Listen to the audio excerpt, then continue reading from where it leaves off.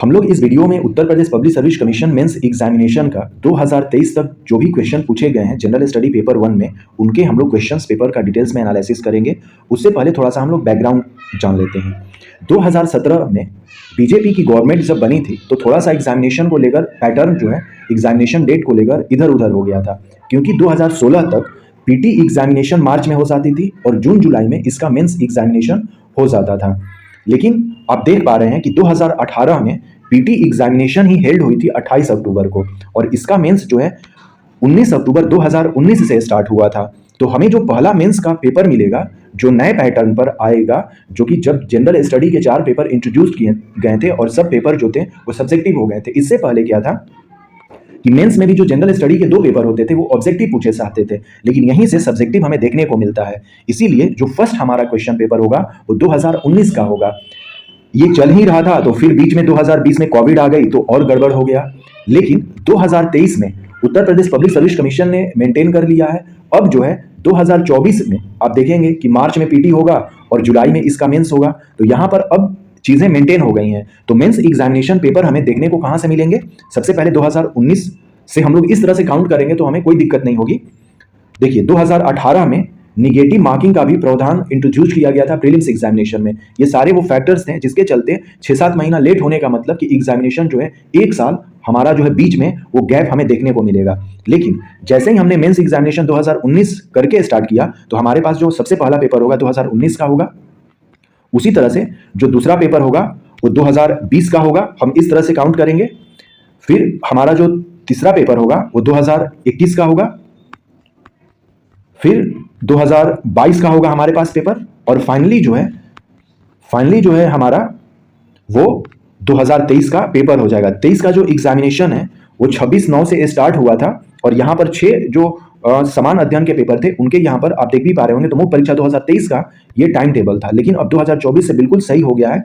तो हम लोग इस वीडियो में जनरल स्टडी पेपर 1 के 2019 मेंस, 20, 21, 22 और 23 के क्वेश्चन पेपर देखेंगे, अर्थात कि 1, 2, 3, 4, 5 जो क्वेश्चन पेपर है जनरल स्टडी पेपर 1 के, उनके हम लोग क्वेश्चन पेपर देखेंगे। आई होप सो कि आपको ये चीज़ समझ में आ गया होगा कि किस तरह से हमारा एग्जामिनेशन जो पैटर्न है उसका अभी हिस्ट्री कह लें या बैकग्राउंड कह लें वो चला था। तो हम लोग स्टार्ट करेंगे 2019 से। आई होप सो कि आपको बिल्कुल ये चीज़ समझ में आ गया होगा। तो स्टार्ट करते हैं। जनरल स्टडी पेपर 1 हो या अब तो जनरल स्टडी के ही सारे 6 जो टोटल जो 6 पेपर्स हैं, पहले 4 पेपर्स होते थे लेकिन 2023 से अब क्या हो गए हैं, 6 पेपर्स हो गए हैं। सबका इंट्रोडक्शन जो है सेम ही है। 200 मार्क्स के पेपर होंगे, समय 3 घंटे दिया जाएगा लिखने के लिए। टोटल 20 क्वेश्चंस होंगे, 2 खंडों में बटा रहेगा, section A, section B. Section A में भी 10 क्वेश्चन, सेक्शन बी में भी 10 क्वेश्चन। यहाँ पर जो क्वेश्चन है सेक्शन ए में वो 8 नंबर के हर एक प्रश्न होंगे और सेक्शन बी वाले 12 नंबर के होंगे। तो हम लोग क्वेश्चंस देखते हैं। क्वेश्चन नंबर 1 जो पूछा गया है इसमें, सरदार वल्लभ भाई पटेल कि भारतीय रियासतों के विलीनीकरण में भूमिका को स्पष्ट कीजिए। 5 जुलाई 1947 ईस्वी को सरदार पटेल की अध्यक्षता में स्टेट विभाग की स्थापना की गई। स्वतंत्र भारत के प्रथम गृह मंत्री की हैसियत से सरदार वल्लभ भाई पटेल ने सबसे पहले 565 रजवाड़ों का भारत संघ में विलय करना ही अपना पहला कर्तव्य समझा। काफी इंपॉर्टेंट इनका रोल है। हम लोग जब आंसर वाला देखेंगे वीडियो तो उसमें देखेंगे, लेकिन आंसर से पहले एक वीडियो इस तरह से हमें बनाना जरूरी था जिसमें कि हम लोग क्वेश्चन पेपर को एनालिसिस करें, उसका जो भी पॉइंट्स हैं उसमें कि किस पॉइंट से क्वेश्चन पूछे जा रहे हैं, कहाँ तक सिलेबस को हमको कवर करना है। और जनरल स्टडी पेपर 1 जो है इसमें मेनली जो क्वेश्चन होते हैं हिस्ट्री के होते हैं, वो इंडिया के जो हिस्ट्री है उससे हो सकते हैं, आर्ट कल्चर से हो सकते हैं, वर्ल्ड हिस्ट्री के 1-2 क्वेश्चन हमें देखने को मिल सकते हैं, सोसाइटी से क्वेश्चन होती है, साथ ही साथ इसमें जियोग्राफी और इन्वायरमेंट और डिजास्टर मैनेजमेंट की भी क्वेश्चन हमें देखने को मिलेंगी जनरल स्टडी पेपर 1 में। तो इन्हीं सारी चीज़ों को हमें एक बार ही जो भी प्रीवियस ईयर में क्वेश्चंस आए हुए हैं उनका एनालिसिस कर लेंगे तो हमारा एक बिल्कुल माइंड क्लियर हो जाएगा, माइंड मैपिंग हो जाएगा एक तरह से। क्वेश्चन नंबर 2, विश्व शांति स्थापना में बौद्ध साहित्य की भूमिका का वर्णन करना है। क्वेश्चन नंबर 3, महात्मा गांधी भारतीय राजनीति के मध्यम मार्ग दृष्टिकोण का प्रतिपादित करते हैं, तर्कपूर्ण व्याख्या कीजिए। देखेंगे कि नेक्स्ट ईयर में गांधी जी से रिलेटेड किस तरह से क्वेश्चंस पूछे जा रहे हैं अदर।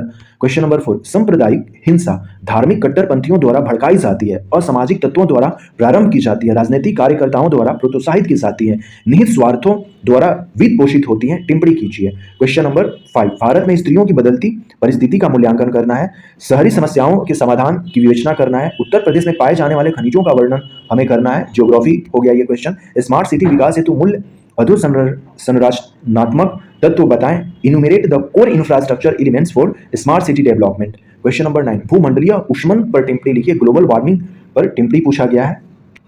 8 नंबर के क्वेश्चन हो या 12 नंबर के क्वेश्चन हो, मोस्ट ऑफ केसेस में क्वेश्चंस जो है हमारा वो पॉइंट वाइज होगा, कम से कम 7 से 10 पॉइंट ऐसे होने चाहिए हर एक टॉपिक्स के, जिसके कि हमारे बिल्कुल मुंह पर होने चाहिए, रटे होने चाहिए, और लिखने समय हमारे पेन में वो इस तरह से पिरोया हो कि जैसे ही हम क्वेश्चन को देखें पेन से पेज पर हम उतार सकें। क्वेश्चन नंबर 10, बुंदेलखंड का एक सांस्कृतिक क्षेत्र के रूप में भौगोलिक विवरण प्रस्तुत कीजिए। ज्योग्राफी पॉइंट ऑफ व्यू से हमें जो कल्चरल एस्पेक्ट है हमारे बुंदेलखंड रीजन का, उसके बारे में यहां पर डिस्कस करना है।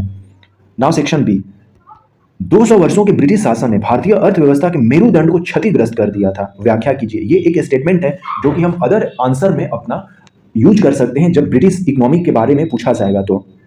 The spine of Indian economy was badly injured during the 200 years of British rule, explain. द्वितीय विश्व युद्ध को अश्व एवं भावी बनाने में हिटलर की भूमिका की विवेचना कीजिए। Discuss the role of Hitler is bringing about the second world war. Question number 13, 1857 का विद्रोह भारतीय इतिहास में एक निर्णायक मोड़ था, विश्लेषण कीजिए। और खासकर 1857 की जब हम लोग क्रांति पढ़ते हैं, जब हम लोग विद्रोह पढ़ते हैं, तो उत्तर प्रदेश के पर्सपेक्टिव में अब हमें डिटेल्स में इसको तैयार करना होगा। यहाँ के जो मेजर लीडर्स थे उसमें पार्टिसिपेट किए थे, उत्तर प्रदेश का क्या रोल था, ये पेपर 5-6 में हमें देखने को मिल सकता है। क्वेश्चन नंबर 14, धर्म निरपेक्षतावाद अभिमुखन व व्यवहार के एक समुच्चय के रूप में उदारवादी लोकतांत्रिक भारत के भविष्य के लिए अपरिहार्य है, विवेचना कीजिए। Secularism is an orientation and a set of practices indispensable to India's future as a liberal democracy, discuss. Question number 15, भारतीय महिलाओं का भूमंडलीकरण के प्रभावों की विवेचना उपयुक्त उदाहरणों की सहायता से कीजिए। वैश्वीकरण क्या है, भारतीय सामाजिक संरचना पर इसके प्रभावों की विवेचना कीजिए। क्वेश्चन नंबर 17, उत्तर प्रदेश की पर्यटन नीति 2018 के प्राथमिक लक्ष्यों का विवरण दीजिए। क्वेश्चन नंबर 18, वायु राशि व्हाट इज एयर मास, इसकी व्याख्या, इसकी प्रमुख विशेषताओं का उल्लेख कीजिए। Describe it's chief characteristics, air mass क्या होते हैं उसके बारे में हमें बताना है। सबसे पहले कि उसको डिफाइन करना है, देन उसके कैरेक्टरिस्टिक्स को हमें पॉइंट वाइज हमें लिख देना है। क्वेश्चन नंबर 19, ज्वालामुखी भूकंप और सुनामी आपस में कैसे संबंधित हैं, ज्वालामुखी उद्गार ये संभावी सभी कारणों पर प्रकाश डालिए। क्वेश्चन नंबर 20, महासागरीय धाराओं की उत्पत्ति के लिए उत्तरदायी कारकों का उल्लेख कीजिए और अंत महासागर की जल धाराओं का नाम बताइए। Mention the factor responsible for the origins of ocean currents and name the currents of the Atlantic ocean. Atlantic महासागर को ही अंध महासागर भी हम कहते हैं। अब हम लोग चूंकि देखिए ये मैंने लिख दिया है कि पता चले, लेकिन आप अपने दिमाग में काउंट इस तरह से करें कि ये जो परीक्षा हुई थी वो 2020 में हुई थी, तब बिल्कुल हमें क्लियर क्रिस्टल हो जाएगा, क्योंकि हमें 5 पेपर्स का 2023 तक एनालिसिस करना है। अब हम लोग 2020 मेंस का देख रहे हैं, general study paper 1, same instruction हर एक पेपर में, 6 के 6 पेपर में सेम यही इंस्ट्रक्शन है। 200 मार्क्स के क्वेश्चन पेपर होंगे, 3 आवर्स हमें समय दिए जाएंगे, टोटल 20 क्वेश्चन होंगे, 2 सेक्शन में बटे होंगे। फर्स्ट सेक्शन जो है वो हर एक क्वेश्चन 8 मार्क्स का होगा, इसका आंसर हम लोग 125 शब्दों में लिख सकते हैं, और जो 12 नंबर वाले क्वेश्चन है इनको लिखने के लिए 200 शब्दों का हम लोग इस्तेमाल कर सकते हैं। क्वेश्चन नंबर 1, हड़प्पा सभ्यता काल में शहरी नियोजन पर टिप्पणी लिखिए। वर्ण व्यवस्था पर गांधी जी के विचारों का मूल्यांकन कीजिए। इससे पहले भी गांधी जी के बारे में पूछा गया था, यहां पर भी उनकी वर्ण व्यवस्था पर क्या विचार थे, सबसे पहले उनके विचारों को लिखना है और फिर उसका मूल्यांकन करना है कि ये विचार गांधी जी आखिर क्यों रखते थे। क्वेश्चन नंबर 3, इटली में फाशीवाद के नेता मुसोलिनी की विदेश नीति का समीक्षात्मक टिप्पणी लिखिए। भारत में एक सम्मिश्रित सांस्कृतिक समाज होने के लाभों का वर्णन कीजिए। क्वेश्चन नंबर 5, समकालीन भारत में प्रमुख महिला संगठनों के योगदानों का आलोचनात्मक परीक्षण कीजिए। क्वेश्चन नंबर 6, समालोचनात्मक परीक्षण कीजिए कि क्या भारत में गरीबी का मुख्य कारण बढ़ती हुई जनसंख्या या जनसंख्या वृद्धि का मुख्य कारण गरीबी है। काफी इंपॉर्टेंट क्वेश्चन है, एक तरह से स्टेटमेंट है ये कि critically examine whether growing population is the main cause of poverty और poverty is the main cause of population increase in India. Poverty और पॉपुलेशन को एक तरह से हम लोग मतलब कि सिक्के के 2 पहलू के रूप में हम लोग देख सकते हैं। जहां पर मैक्सिमम पॉपुलेशन होगी वहां पर हमें गरीबी देखने को मिल सकती है। क्वेश्चन नंबर 7, उत्तर प्रदेश की प्रमुख भौतिक प्रदेशों को विभाजित करते हुए इसके भावर और तराई क्षेत्रों की भौगोलिक विशेषताओं का वर्णन कीजिए। Question number 8, smart city mission क्या है, पूर्वी उत्तर प्रदेश में इस योजना हेतु चुने गए नगरों की प्रमुख विशेषताओं की विवेचना कीजिए। स्मार्ट सिटी क्या है और पूर्वी उत्तर प्रदेश में इसमें पूछा गया कि discuss the main characteristics of cities eastern Uttar Pradesh. केवल ईस्टर्न उत्तर प्रदेश में जो नगरें चुनी गई हैं उन सिटीज के बारे में हमें बताना है। क्वेश्चन नंबर 9, जो भी उत्तर प्रदेश का क्वेश्चन है ज्योग्राफी पॉइंट ऑफ व्यू से है, उसका उत्तर प्रदेश के मैप के साथ हमें आंसर देने की कोशिश करनी है। उत्तर प्रदेश के बुंदेलखंड पर्यटन सर्किट के प्रमुख पर्यटन स्थलों की अवस्थिति का वर्णन कीजिए। Describe the location of major tourist places of Bundelkhand tourist circuit of UP. भारत के विशेष संदर्भ में सीमांत अर्थात कि फ्रंटियर और सीमा का अंतर स्पष्ट कीजिए।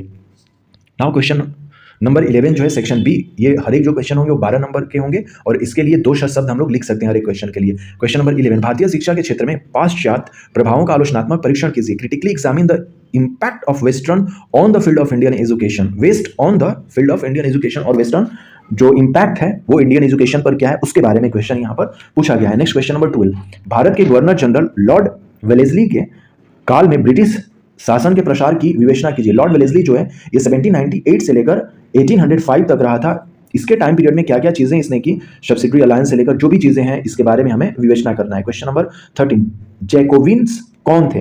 Who was Jacobins? फ्रांसीसी क्रांति में उनकी क्या भूमिका थी? सांप्रदायिकता के संदर्भ में राष्ट्र और नागरिकता के प्रत्यय का समालोचनात्मक परीक्षण कीजिए। Critically examine the concept of nation and citizenship in context of communalism.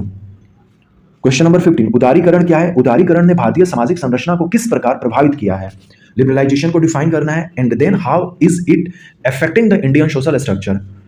Question number 16, Uttar Pradesh में सिंचाई के साधनों में क्रमशः हो रही परिवर्तनों को रेखांकित कीजिए। क्वेश्चन नंबर 17, ज्वालामुखी के उद्गार के कारणों की विवेचना कीजिए तथा उसके अलावा के निक्षेपण से बने स्थल रूपों का वर्णन कीजिए। क्वेश्चन नंबर 18, हिंद महासागर के संसाधनों के शोषण और उपयोगी से जुड़ी विभिन्न पारिस्थितिकीय समस्याओं पर प्रकाश डालिए। क्वेश्चन नंबर 19, विपरीत प्रवास क्या है? कोविड-19 लॉकडाउन के दौरान उत्तर प्रदेश की अर्थव्यवस्था और सामाजिक व्यवस्था पर इसका क्या प्रभाव पड़ा? क्वेश्चन नंबर 20, उच्च पर्वतीय क्षेत्रों में स्थल रूपों को आकार प्रदान करने में हिम नदों की भूमिका का वर्णन कीजिए। नाउ अब हम लोग मेंस 2021 देखेंगे। उत्तर प्रदेश के क्रांतिकारियों का भारतीय स्वतंत्रता संग्राम या संघर्ष में योगदान का मूल्यांकन कीजिए। उत्तर प्रदेश के प्रमुख उद्योग एवं प्रमुख औद्योगिक केंद्रों का वर्णन कीजिए। क्वेश्चन नंबर 3, उत्तर प्रदेश के वन जीव पारिस्थितिकी पर्यटन सर्किट की प्रमुख विशेषताओं का वर्णन कीजिए। Illustrate the major features of wildlife eco tourism circuit of Uttar Pradesh. Question number 4, Uttar Pradesh में मृदा अपरदन से प्रभावित क्षेत्रों का वर्णन कीजिए तथा इसके लिए उत्तरदायी कारकों की पहचान कीजिए। क्वेश्चन नंबर 5, उत्तर प्रदेश में सिंचाई के कौन साधन है? कृषि विकास में सिंचाई की भूमिका की व्याख्या कीजिए। क्वेश्चन नंबर 6, क्या आप सहमत हैं कि शहरीकरण और मलिन बस्तियां अपृथ्वीकरणीय हैं? व्याख्या कीजिए। Do you agree that urbanisation and slums are inseparable? Explain. जल संकट क्या है? जल संसाधन प्रबंधन के लिए उपयुक्त उपाय सुझाएं। गंगा के मैदान में ग्रामीण अधिवासों के प्रतिरूपों की विवेचना कीजिए। Discuss the patterns of rural settlement in Gangetic plain. Question number 9, भारत की जनसंख्या नीति 2000 की मुख्य विशेषताओं पर प्रकाश डालिए। जनसंख्या स्थिरीकरण के लिए कुछ उपाय सुझाइए। Highlights the salient feature of Indian population policy 2000, suggests some measures for population stabilization. Question number 10, Bharat में नगरीकरण की प्रवृत्ति का परीक्षण कीजिए तथा तीव्र गति से बढ़ते नगरीकरण से उत्पन्न सामाजिक परिणामों की व्याख्या कीजिए। नाउ सेक्शन बी में हम लोग आएंगे जो कि 12 मार्क्स के होते हैं। क्वेश्चन नंबर 11, चक्रवात क्या है? शीतोष्ण कटिबंधीय चक्रवातों की उत्पत्ति के कारणों की व्याख्या कीजिए। परीक्षण कीजिए कि क्षेत्रवाद राष्ट्रीय एकता को कैसे प्रभावित करता है। क्वेश्चन नंबर 13, समावेशी विकास के लिए महिलाओं का सामाजिक सशक्तिकरण क्यों आवश्यक है? विस्तार पूर्वक वर्णन कीजिए। क्वेश्चन नंबर 14, वैश्वीकरण को परिभाषित कीजिए। भारत में ग्रामीण सामाजिक संरचना पर इसके प्रभाव का मूल्यांकन कीजिए। ग्लोबलाइजेशन का इससे पहले भी प्रीवियस ईयर में क्वेश्चंस पूछे गए ग्लोबलाइजेशन से, तो क्वेश्चंस जो है रिपीट होते रहते हैं, रिपीट नहीं होते हैं रहते हैं तो फिर टॉपिक्स वही रहता है, केवल हमें उस आंसर के पॉइंट ऑफ व्यू से हमें कम से कम 10 से 15 पॉइंट्स या जो उससे रिलेटेड सेंटेंसेज है उसे हमें लिख लेना होगा एग्जामिनेशन में जाने से पहले। क्वेश्चन नंबर 15, औद्योगिक क्रांति केवल तकनीकी क्रांति ही नहीं अपितु सामाजिक एवं आर्थिक क्रांति भी थी जिसने लोगों के जीने का ढंग परिवर्तित कर दिया। टिप्पणी कीजिए। बाल्कन संकट से आप क्या समझते हैं? प्रथम विश्व युद्ध में इसकी क्या भूमिका थी? वैदिक साहित्य में वर्णित भारत की भौगोलिक विशेषताओं का वर्णन कीजिए। एंशियंट इंडिया की जो भौगोलिक विशेषताएं हैं, खासकर जो वैदिक साहित्य है वहां पर किस तरह से हमने भारत को वर्णन किया है as a geography point of view से, उसको वर्णन करना है। तो काफी इस तरह के इंटरेस्टिंग क्वेश्चन है। इससे हमें पता चल रहा है कि किस तरह से क्वेश्चंस को हम लोग टैकल कर सकते हैं, कौन कौन से टॉपिक से क्वेश्चंस देखने को मिलते हैं। क्वेश्चन नंबर 19, गुप्त काल में विज्ञान और प्रौद्योगिकी के विकास पर प्रकाश डालिए। गुप्त काल को हम लोग गोल्डन एज कहते हैं of ancient India. Question number 20, 19वीं सदी के भारतीय पुनरुत्थान आंदोलन ने भारत के विकास में किस प्रकार सहयोग दिया है? वर्णन कीजिए। 20 क्वेश्चन ही होते हैं, ये 21 नहीं है। नाउ क्वेश्चन हम लोग देखेंगे 2022 का। सेम इंस्ट्रक्शंस वही है। 8 नंबर वाले क्वेश्चन के लिए 125 वर्ड लिखना है और सेक्शन बी के जो क्वेश्चन है 12 नंबर के उनके लिए 200 वर्ड लिखना है। क्वेश्चन नंबर 1, मौर्यकालीन कला एवं स्थापत्य कला की प्रमुख विशेषताओं का वर्णन कीजिए। 19वीं सदी में उत्तर प्रदेश में पुनर्जागरण के स्वरूप पर प्रकाश डालिए। क्वेश्चन नंबर 3, प्रेस की आजादी के लिए संघर्ष में राष्ट्रवादी नेता बाल गंगाधर तिलक के योगदान का वर्णन कीजिए। भारत में जनसंख्या विस्फोट के कारणों का उल्लेख कीजिए तथा इस समस्या से निपटने के लिए सुझाव भी दीजिए। क्वेश्चन नंबर 5, सामाजिक सशक्तिकरण में सूचना प्रौद्योगिकी एवं अंतरजाल इंटरनेट की भूमिका का मूल्यांकन कीजिए। Evaluate the role of information technology and internet in social empowerment. जब निर्धनता कई पीढ़ियों तक हस्तांतरित होती है तो वह एक संस्कृति का रूप ले लेती है, स्पष्ट कीजिए। When poverty is transmitted over generation it becomes a culture. जैसे कि हम लोग जो भी गरीब कंट्री है, खासकर जो अफ्रीकन कंट्री है, वहां पर इस चीज को देख सकते हैं कि वो जनरेशन वाइज से पॉवर्टी चली आ रही है, तो वो उनके कल्चर का एक पार्ट बन गया है। क्वेश्चन नंबर 7, हेरिटेज आर्क क्या है? पर्यटन संभावनाओं की दृष्टि से उत्तर प्रदेश में इसके महत्व को रेखांकित कीजिए। Question number 8, smart city mission क्या है? पूर्वी उत्तर प्रदेश में इस योजना है तो चुने गए नगरों की प्रमुख विशेषता की विवेचना कीजिए। सेम क्वेश्चन जो इससे प्रीवियस क्वेश्चन ईयर में आए हुए थे, यहां पर इसको रखा गया है। उत्तर प्रदेश की सिंचाई परियोजना का सुधारण सहित विस्तृत वर्णन दीजिए और उत्तर प्रदेश में मनाने जाने वाले विभिन्न त्योहारों का उल्लेख कीजिए। Mentions various festivals which are celebrated in Uttar Pradesh. Now section B, यहां पर गुप्त काल को प्राचीन भारतीय इतिहास का स्वर्ण युग कहा जाता है। क्यों कहा जाता है? इससे पहले अदर क्वेश्चन था लेकिन टॉपिक गुप्त काल ही था। भगत सिंह द्वारा प्रतिपादित क्रांतिकारी दर्शन पर प्रकाश डालिए। क्वेश्चन नंबर 13, प्राचीन भारतीय ज्ञान के उन बिंदुओं को स्पष्ट करिए जिनके आधार पर भारत को विश्व गुरु अभिहित किया गया। भारतीय समाज में निरंतरता एवं परिवर्तन के कारकों पर प्रकाश डालिए। Throw light on the factors of continuity and change in Indian society. Question number 15, वैश्वीकरण एवं निजीकरण को परिभाषित कीजिए। इन दोनों के उद्देश्यों पर भी प्रकाश डालिए। क्वेश्चन नंबर 16, जातीय गठजोड़ धर्मनिरपेक्ष तथा राजनीतिक कारकों से उत्पन्न होते हैं न कि आदिम पहचान से। चर्चा कीजिए। Caste alliances emanate from secular and political factor and do not spring from primordial identities. Discuss. Question number 17, उष्णकटिबंधीय चक्रवातों की उत्पत्ति के कारण संरचना तथा संबंधित मौसम का वर्णन कीजिए। भारत में ग्रामीण अधिवासियों के प्रतिरूप को प्रभावित करने वाले कारकों की विवेचना कीजिए। इससे पहले जो था वो उत्तर प्रदेश के ग्रामीण अधिवासियों के बारे में पूछा था और यहाँ पर भारत के अधिवासियों के बारे में पूछ लिया है। भारत में भूकंप पेटियों का वर्णन कीजिए। क्वेश्चन नंबर 20, उत्तर प्रदेश के पूर्वांचल क्षेत्र में प्रचलित प्रमुख लोकगीतों का विवरण प्रस्तुत करते हुए उनकी प्रमुख विशेषताओं का उल्लेख कीजिए। अब हम लोग जो फाइनल है 2023 मेंस का देखेंगे और यहां से जो है सारा पैटर्न अब सही हो गया है। 2024 का जो है प्रीलिम्स जो है वो मार्च में होने वाला है और जुलाई में इसका मेंस होने वाला है, तो अब पैटर्न जो है बिल्कुल सही हमें दिखेगा जैसे 2016 से पहले चला आ रहा था।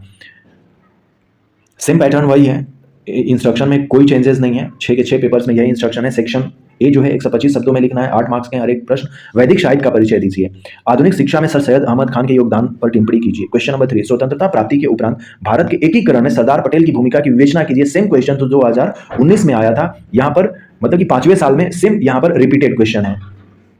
क्षेत्रवाद भारत के विकास में किस प्रकार की बाधाएं उत्पन्न करता है? बेरोजगारी भारत में व्याप्त निर्धनता का एकमात्र कारण है। बेरोजगारी और निर्धनता पर जो है यहाँ पर क्वेश्चन दे दिया गया है कि अनएम्प्लॉयमेंट इज द ओनली कज for the prevalent poverty in India. But इसको हम लोग ओनली इस तरह से नहीं कहेंगे, अदर भी फैक्टर्स हैं, लेकिन क्वेश्चन के अकॉर्डिंग हमें चूंकि ये स्टेटमेंट है इसलिए इस पर हमें क्या करना है, कमेंट करना है, इस पर टिप्पणी करना है कि आप सहमत हैं कि भारत में महिलाओं के प्रति अपराध में वृद्धि हो रही है। तो इसको हमें बैलेंस्ड वे में इसको दिखाना है कि महिलाओं में अपराध की वृद्धि हमें देखने को मिलती है और स्टेट वाइज हमें ये डिफरेंसेस भी देखने को मिलती है, लेकिन साथ ही साथ ये भी हमें दिखाना है कि महिलाओं में जो जागरूकता के चलते जो है वो अपने अपराध होने से पहले अपने आप को बचा सकती हैं, उसके लिए उनके पास आवाज भी है। तो ये सब चीजें दिखाते हुए एक पॉजिटिव वे में हमें इसका आंसर लिखना चाहिए। महासागर संसाधनों का भंडार है, संक्षिप्त टिप्पणी लिखिए। Oceans are the store house of resources, write short notes. Question number 8, कृषि में मृदा प्रोफाइल एक महत्वपूर्ण भूमिका निभाता है, क्या आप सहमत हैं? दक्षिण एशिया में रोहिंग्या शरणार्थी पर प्रकाश डालिए। 9 नंबर चैनल के सामरिक महत्व पर संक्षिप्त टिप्पणी कीजिए। 9 number channel and it's strategy important, जो मालदीव से रिलेटेड है। 9 डिग्री चैनल उससे रिलेटेड यहाँ पर क्वेश्चंस हम लोगों से पूछा गया है, काफी इंपॉर्टेंट है ज्योग्राफी पॉइंट ऑफ व्यू से। नाउ सेक्शन बी जो है 200 शब्दों में लिखना रहता है, हर एक प्रश्न के लिए 12 नंबर दिए जाएंगे। नागर शैली के मंदिरों की वास्तुकला विशेषताओं का वर्णन कीजिए। अभी जो है राम जन्मभूमि में जो राम मंदिर बन रहा है वो नागर शैली में ही बन रहा है। हम लोग जानते हैं कि जो मेनली जो है अपने भारत में 3 तरह की मंदिर शैली है।